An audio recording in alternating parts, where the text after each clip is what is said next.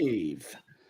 Welcome to today's session where we're going to be talking working remotely and traveling, which we'll go into in a second. But before we go there, do check out the channel sponsor, which is Randy himself, the news guy.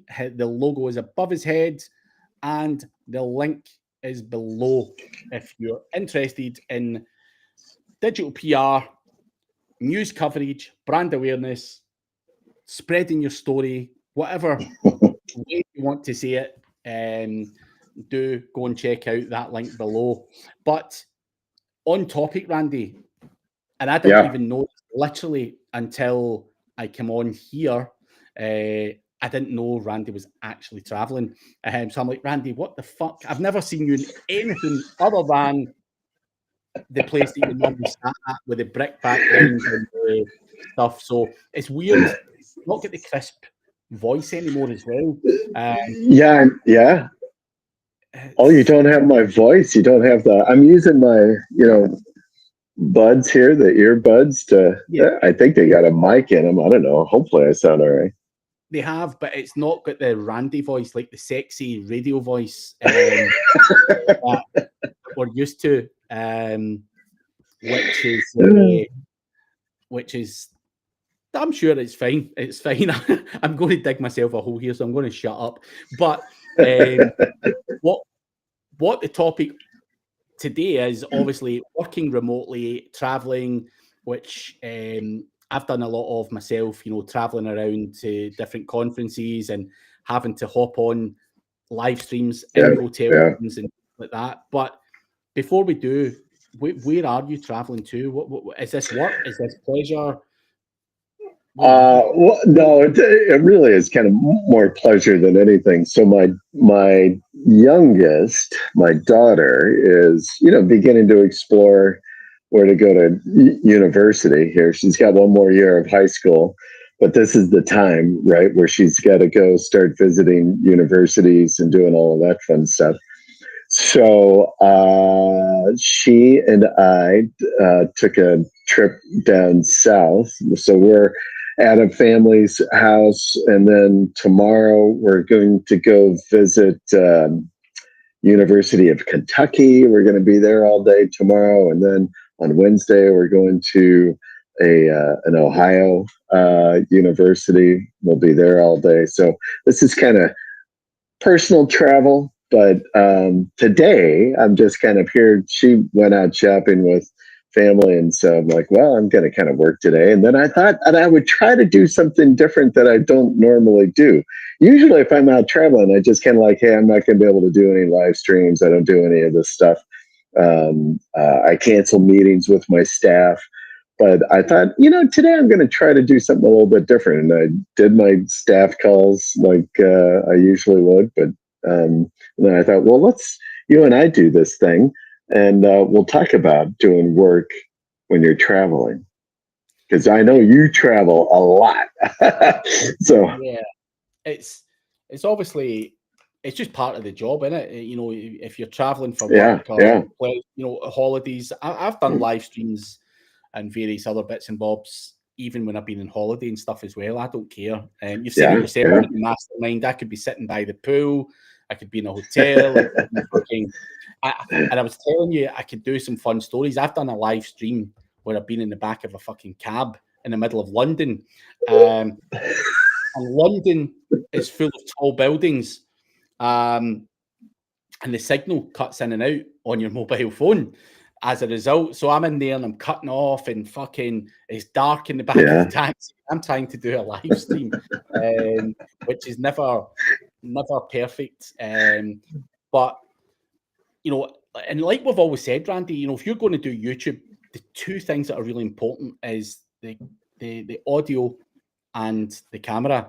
And like I say, that is not always something you can carry around with you, because obviously the camera you use and the mic that you use, you can't just trail around in your bag with you. It's not feasible to do that, right? So that's also something you need to contend with. Shitty background, the backgrounds are not quite as nice and stuff as well, but it's fun. But sometimes you just got to work when you're on the road as well.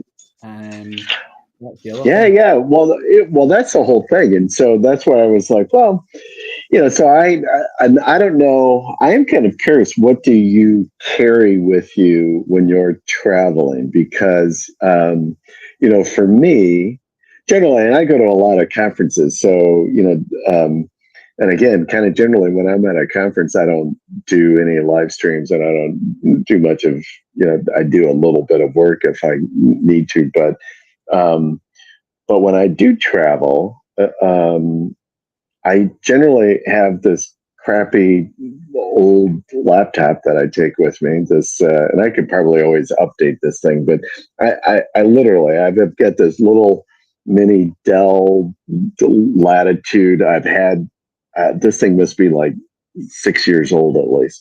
But I just do it, right? I'm like, yeah, I'm not trying to like drive a ton of productivity here while I'm on the road. But often, though, I do take like a monitor extension. It's like I got it. It's a little thin thing called a Keo or something like that.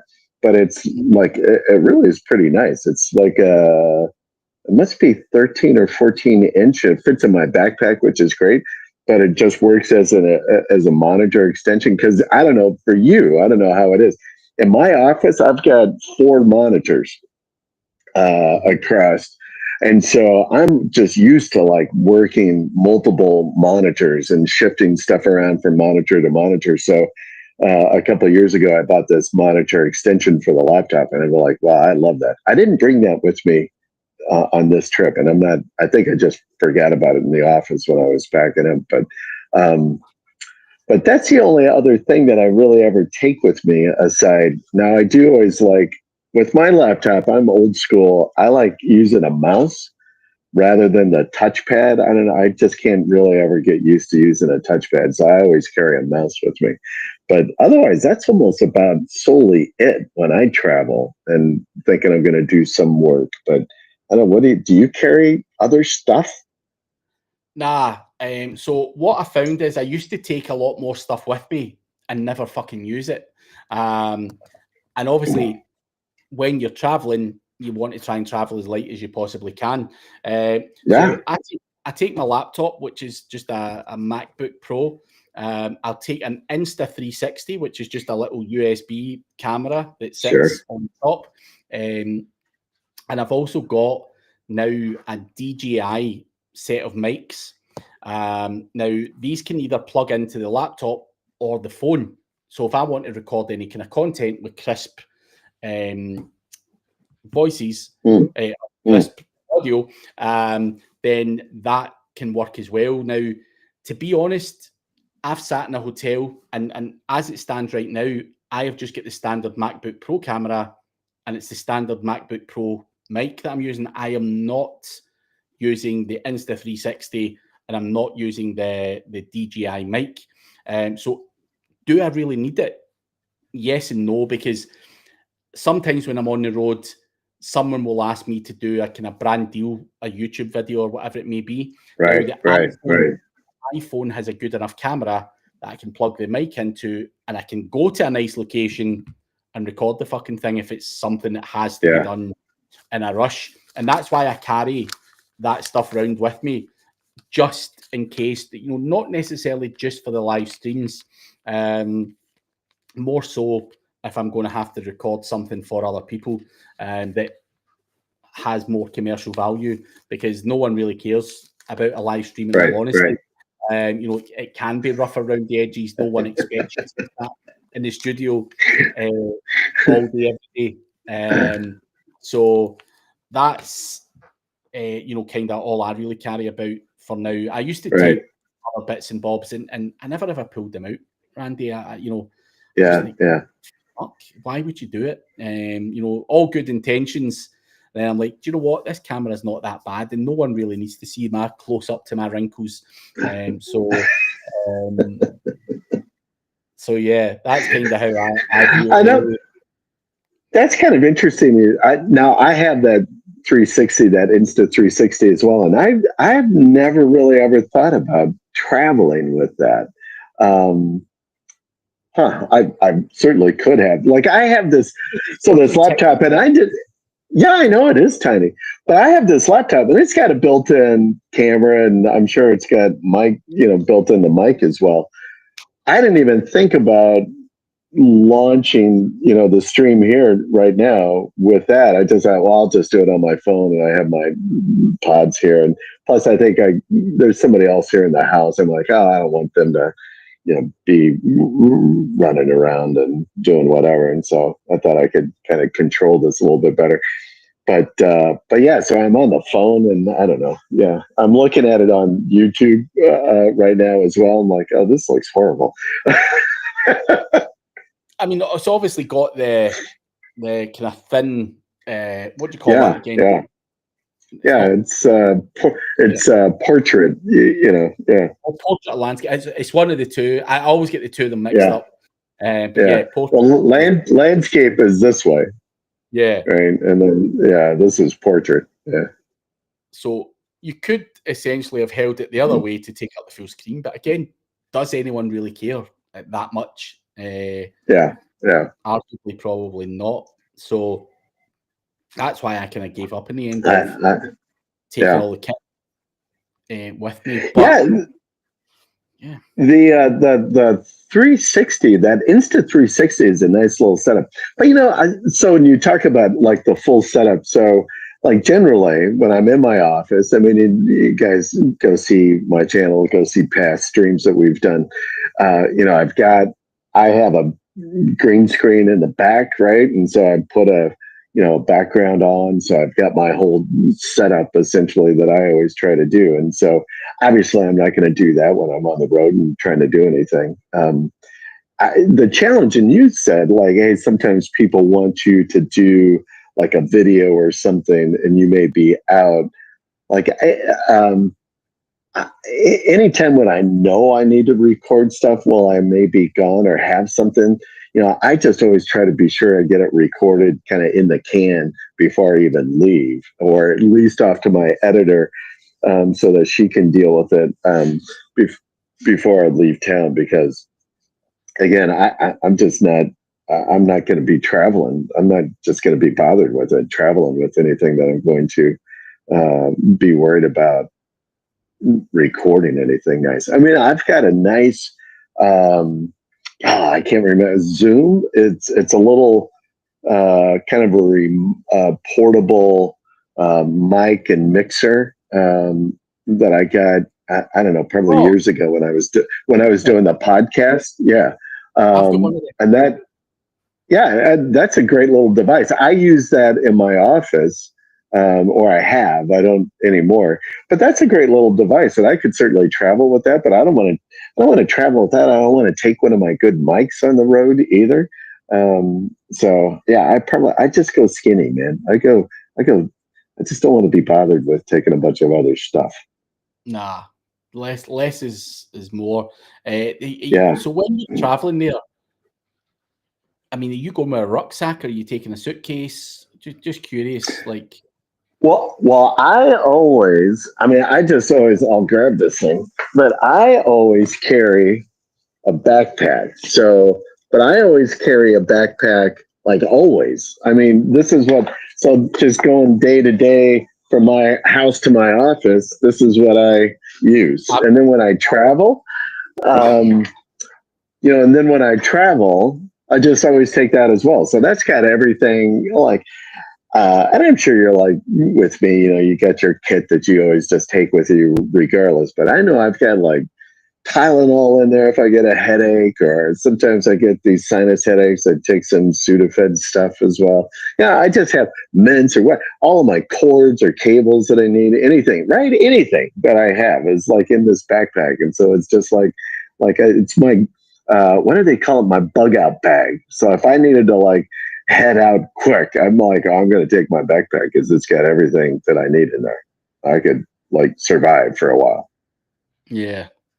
That's I'm the same. I carry a rucksack around and have all my shit in it in the front pocket, like just the bullshit stuff that you may need. Yeah. Not SEO or camera equipment, nothing. Just general everyday shit. Yeah, like your personal shit that you need, right? Yeah. So that's bug out bag. Yeah. Well, yeah. Well, because one of my affiliates, or actually, I've got a couple of these different affiliate sites, that are like prepper survival kind of outdoor camping. But that's what they call it, a bug out bag. Like if the shit hits the fan, you got your bug out bag. You can like just grab it and go. Yeah. Yeah. So yeah. So I'm still doing it. All right. So let me ask you this. So now we kind of talked about equipment, and we both are kind of like trying to travel light, I guess. How about when you are traveling? Like you just did a big trip. You were gone like 3 weeks, 3.5 weeks, something like that, right? So you were out for a while. And so how you operated then may be different than, say, if you're only gone for like 3 or 4 or 5 days, maybe. But I am kind of curious, like normally when you're traveling, you're like hitting a conference or doing something, how often do you check emails and or other forms of communication when people are reaching out to you? Are you like, hey, I feel a buzz, on my phone in my pocket, I'm going to go check out what's that communication? Or do you like, I only do it like at lunch or a couple of times during the day? How do you manage that?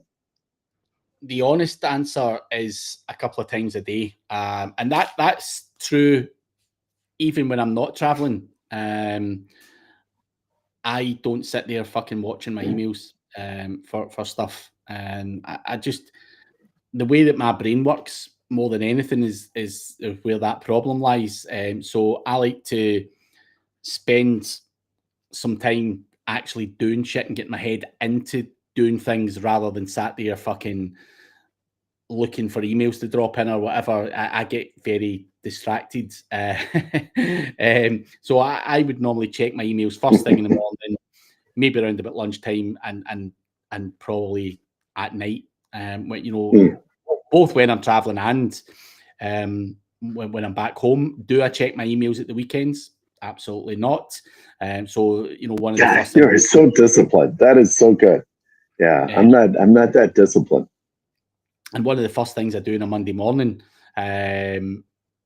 is fight through the weekend's worth of spam, and that's obviously something that I personally choose to do. I just think for me, having switch off time away from all of this stuff is really, really important. I'm a scatterbrain. I easily distracted.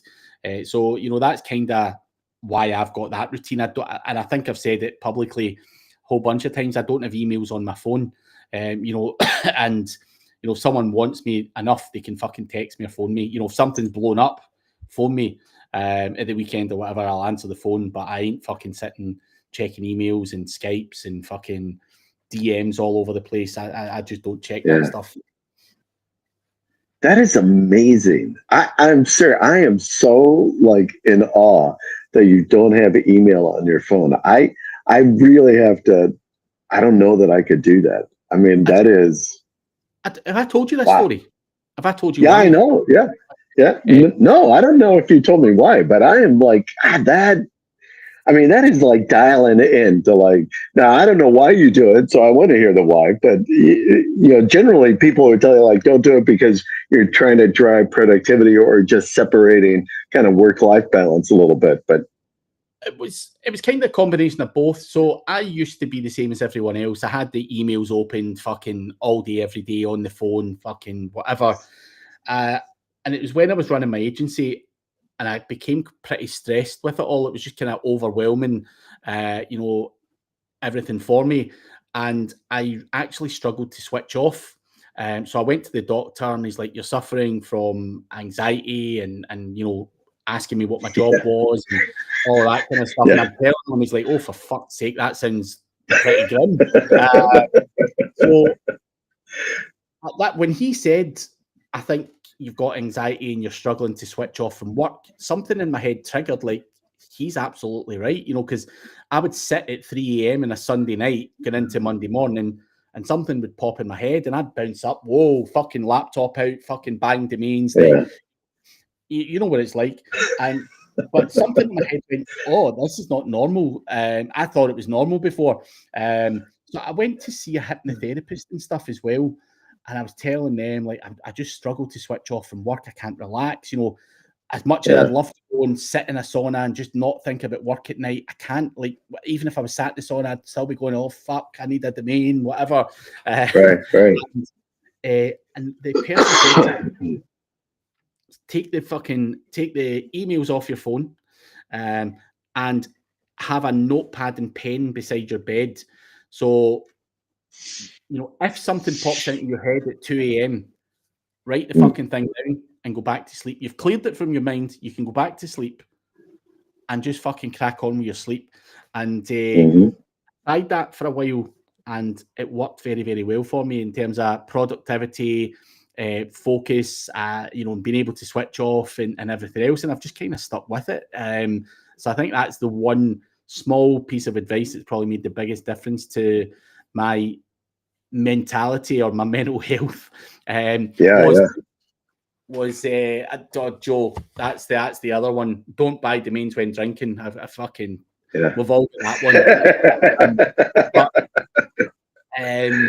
I think the one piece of advice I would always say to anyone who maybe suffers from burnout, stress, and things like that is separate it.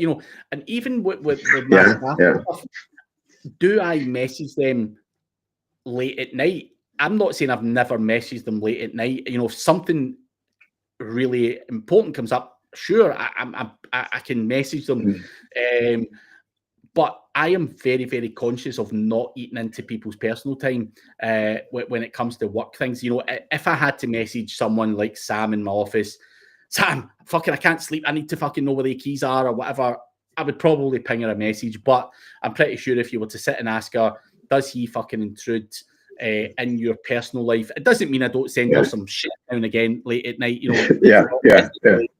Of course we can talk and all that, but I think you've got to be able to switch off from work. So I would try not go, Sam, I need you to do this or need you to do that tomorrow. I'd be like, because if I was in the other foot and my boss was messaging me at 9 o'clock at night and I'm only being paid up till 5 o'clock or whatever, I'd be like, get fucked. You're taking the fucking piss. I think, both from a staff perspective and also just from my own perspective, I want time away from work as well. I want to go home and just chill. I don't want be fucking chasing me up for my onboarding for my fucking cloud stacking PR, which you have done today, by the way. But so these are emails that I am happy to tackle when it suits me and not when it suits someone else. So I think that is amazing. I am really impressed by that. I don't know. I'm going to try an experiment. So tomorrow, I have to hit the road. My daughter and we've got like a 2-hour drive to go to this university. We're going to be gone all day. I'm going to try it. I'm not going to jump on my email. I am going to see if I can do that. And so, because I'm so amazed that you don't even have email on your phone. I'm like, wow, that is crazy. I'm going to try, see how long I can go without. I think I will be like going, oh my gosh, is there something I'm missing? It's going to drive me nuts. I know. So if you check them at 9 a.m. or 8 a.m., whatever, pretty much at that point, right? I've not got anything that's an emergency. You'll delegate it or whatever if there is. Then fuck off and do whatever you're doing, and then check in at lunchtime. And if there's still no emergency, crack on again. And then at 5 o'clock at night, crack on and check and delegate. So I think you've got peace of mind when you check it first thing in the morning. You go, everything's all on point. And if there is something there, send that to so-and-so and they'll sort that or whatever. And you've got just peace of mind to then crack on and do your work without that fear of, I need to check this and that. It's like for me, Randy, I suffer from ADHD. Now, if I've got my emails open and I'm writing a blog article, for example, and something pops in my email while it's open, I'm going to stop writing that blog article and I'm going to start focusing on that fucking email. And before I know it, the email's half done, the blog article's half done, and fucking then the phone will go, and before you know it, I'll get nothing done, and all hell breaks loose. So that's why I'm very. I need to just get certain things done, and even in here, sometimes I'll go over to a different room in the office. If I've just got a whole bunch of shit that I just need to get my head down and do, I don't even want to talk to anyone in here. I can't have a conversation whilst I'm, typing and stuff like that. I can't do it. I just can't multitask. So again, I realise the weaknesses that I've got, and it's just finding solutions and workarounds around that.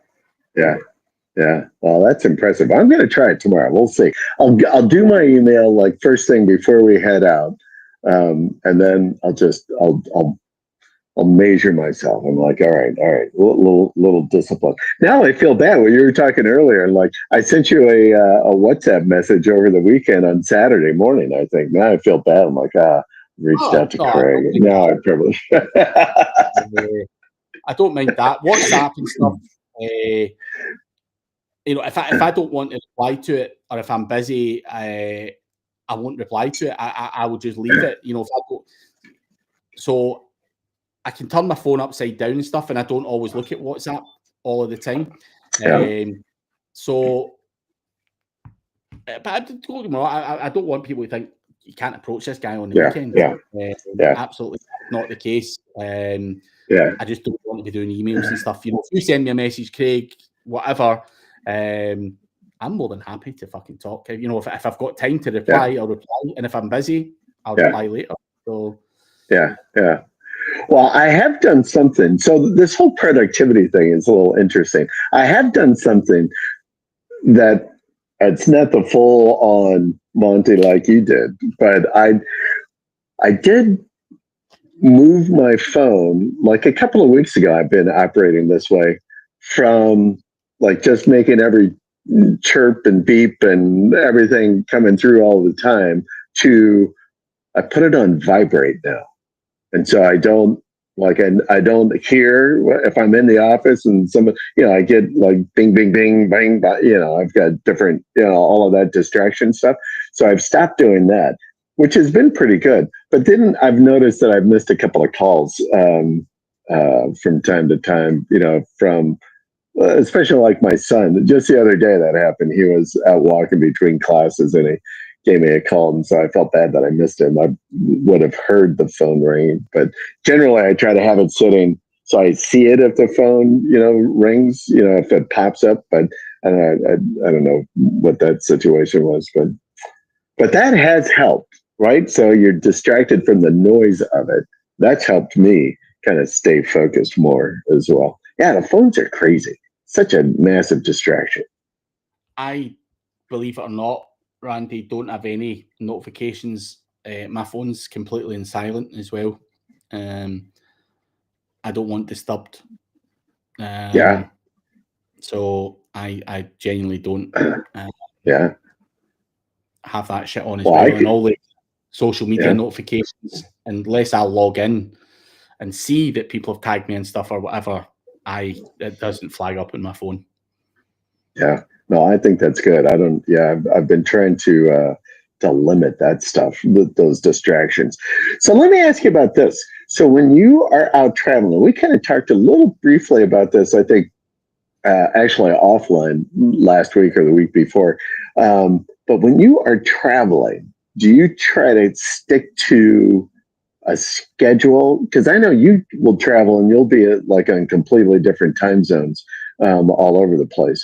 So how do you manage time zone, hopping, and do you stick to I'm a very regimented kind of, here's my schedule of the day. I get up at a certain time, I go to bed at a certain time, and I rarely try to deviate from that. But how do you do? How do you operate when you're traveling?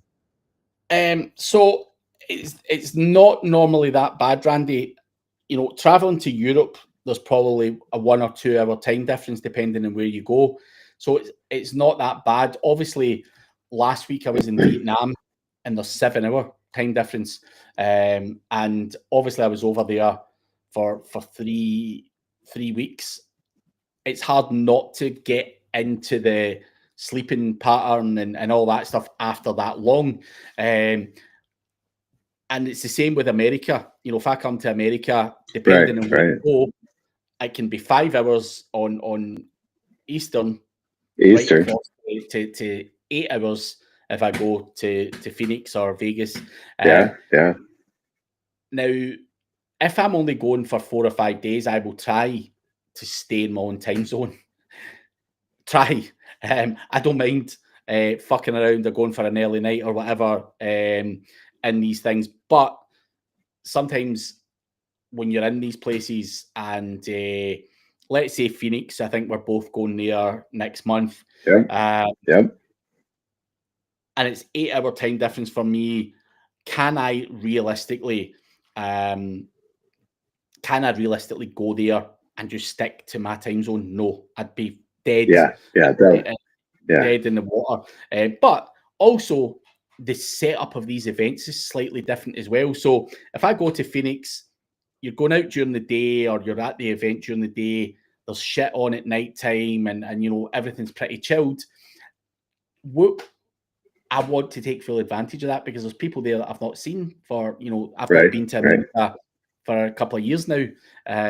You know, so I want to catch up with yourself or people, Merlino, whoever, Terry, guys I've been for a while, and I'm not going to go to my bed early on that occasion. So I am going to end up all fucked up. And again, have to suffer from jet lag because of that, and that's fine. And what I typically do to kind of deal with that is I would just go to Phoenix, I don't know, 3 or 4 days early. I don't give a fuck. I will sunbathe, I'll catch up and work. I will catch up with some of the locals or anyone who's coming early and adjust that way. Rather than just coming in and trying to get out and stay in the same time zone. It's impossible. Different if it's Europe, Randy, and I've got 2 hours, 3 hours max. In America, it's just such a big place and the time differences are so vast that it's just almost fucking impossible to not do it. So that's why I was wondering if you were going to come over early to help you kind of adjust or adapt, because that makes a lot of sense, actually, to be able to do that.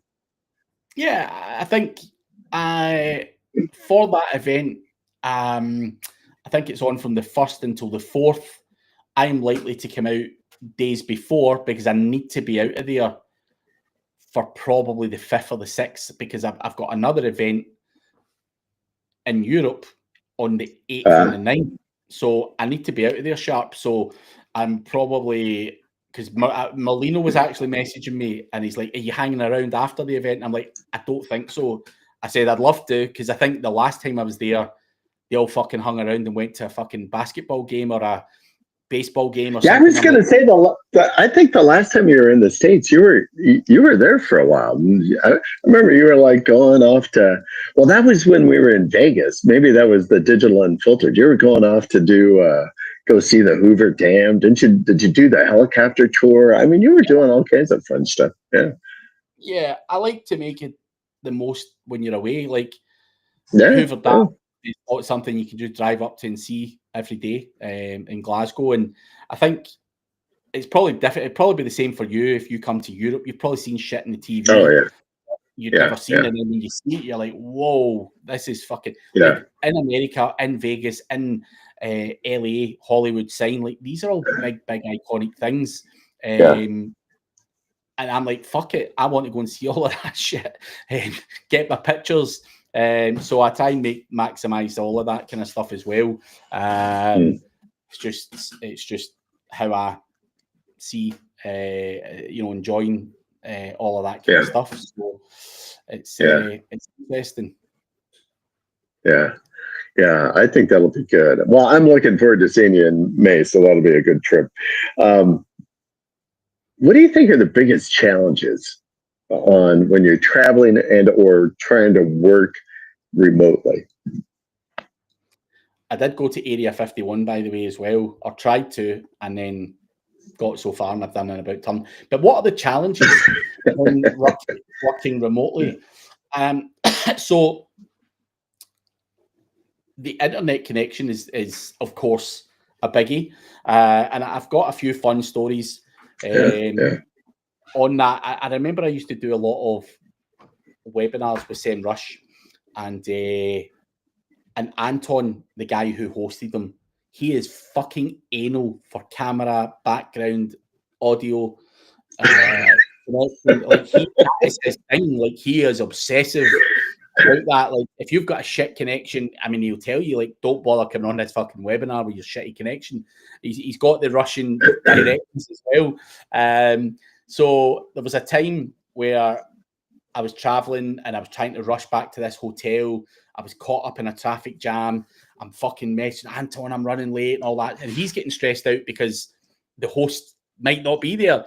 And I've went on to this webinar. I've ran into the hotel lobby, sat down at a window, trying to get the light on my face and all that stuff. Sat down, done it. But the internet connection in this place was the shittest internet connection you could ever get. And so the guest comes on, and I think 2 or 3 times within the webinar, I get cut off, and I'm coming back on, and all of this stuff, and I'm on the phone, I'm on the laptop, I'm trying to go on 4G and all this fucking stuff. And Anton eventually said, Craig, just chuck it. Just stop it. Just let's write this webinar off as a bad experience. So I think internet is the... Now with that, do you travel with your own like MiFi? No. I probably should. Because I've been caught short a few times in various places, so I don't actually have that. But dude, I've traveled a lot, and I've only really had internet connections maybe 2 or 3 times, problems with it. So I'd say a MiFi, I mean, it's a great thing to have, but if I pay for it, I've only used it 2 or 3 times my whole life. So it's one of those. I do travel with the MiFi. Well, I just have one always. It's in my pack, and I think I have. I don't know my plan. I can't remember how many. It's not unlimited data. It does have a limit to it. I can't remember what it is. I've never had an issue with it bumping up against it, but I use it. So sometimes, depending upon the hotel I'm in, so like you can have some really crappy stuff there. So I've used it there, but I also use it if I have a bit of a layover in an airport or something, or if I'm somewhere, I use my Wi-Fi rather than whatever might be accessible, because I like the idea that I'm a little more secured, that I've got a closed network, that it's just me on this thing and somebody else isn't popping and trying to steal any of my stuff. But yeah. Oh, you've obviously got to consider that. I think one of the times I was in Vegas, someone tried to empty my fucking bank account. So you just never know. I remember that. Yes. In fact, that was in spring training. That was like 2 years ago in spring training, I think. Not in Vegas. Yeah. No, so I was in Vegas when it happened. So I was at Mastermind Mansion in Austin. And there was a week gap between Austin and Phoenix. So I went to Vegas for the week just to hang out and chill out. Why not? I love Vegas. Yeah. I was leaving from Vegas to come to Phoenix, and they tried to do my bank in, cut off all of my fucking bank cards, and I had to phone my wife saying, can you transfer me my taxi fare into my Revolut, because I have no fucking money on me, and they shut down my bank account. Right. So it was fun, and again, a few guys at spring training, actually, they must have seen the story on Facebook or wherever I posted it. They're like, are you okay for money? So I would have been okay if my wife couldn't transfer it. I'm sure someone would. But they literally I'll spot you some money. Don't worry, Craig. If you run into that. I don't know. That's a concern of mine every once in a while, especially when I'm in a real public place. Like if I'm, I don't know, if I'm at an airport or if I'm at like a Starbucks or something and I want to pop up and do something or whatever, I'll just fling my Wi-Fi up and make it that way. Especially if I'm going to do anything personal, like on a bank or anything. I never do that on a public Wi-Fi. I get too paranoid about that shit. Do you know what? It's probably a really good shout, because when I was in Dubai there for a few weeks, I was using the hotel Wi-Fi a lot of the time, and I had to do obviously banking transactions. So I probably should take a Wi-Fi around based on that. But Richest Domains, which is always good to see you. Learn how to create a hotspot on the phone. I do use a hotspot on my phone now and again, but when you're traveling, using data in a country that you're not from can rack up, or it can run out very, very quickly, because they'll give you 5 gig a day or a week. So a Wi-Fi might be better. And I think that's a good point. Yeah, I can't remember. I think it was when I went to Denmark a couple of years ago was when I picked up my Wi-Fi, because for the reason that you're just talking about, I wanted to be sure I had enough space that I could, do whatever I needed to do from a data standpoint. But I don't know. I've never regretted it. I think I paid $35 a month is all for my Wi-Fi. So I'm just like, it's like nothing really, right? It's a couple of coffees and I don't worry about it. It's so funny you mentioned that Mastermind Austin. It just made me laugh again about the story with Pete Kleingen. We had a good chuckle about that last week. Oh man, that was good. Honestly, I can't put into words his face. I mean, it's Pete. It's Pete's. If you've met Pete, you would understand it better. Like, he's the quietest, innocentest, like lovely guy, and to be thrust upon him was just not comfortable. So it was just like, it's Pete. Pete was a big part of that. It's just him. Personality was just like, and he didn't know where to look. I think that's why I just laugh so hard about it, because knowing Pete and who he is, and like how I would have loved to have been right there in that room. That would have been, I'd have just died. When I went back to my hotel, because I didn't stay in the mansion. For obvious reasons. I didn't stay in the mansion. So when I went back to my room, or to the hotel I was staying in, dude, I was screaming and laughter. I was screaming, messaging them. So yeah, one of the funny moments I'll never forget that. It's just a long thing, but it left a lasting impression. That is a good story. That is the other fun thing about traveling for work, or if you're doing this, you just walk away and you just got like some great stories, right? Of just fun stuff, and just kind of hearing all different kinds of fun stuff. What is that? I can't read that on my screen. I'll wait for it to pop up on the YouTube over here. Richards is asking, or she thought that spring training was just a baseball game, and she thought, well, we're going a long way just to see the baseball. It's an SEO event. It is an SEO event, and I think they have this. They've never had the baseball experience when I've been there. Every time I'm not there, they do this fucking baseball thing. Every time I come, fucking baseball thing goes out the window, and I'm like, is it me? What the fuck? Yeah. Well, here's the background about it. So SEO spring training. So in Arizona.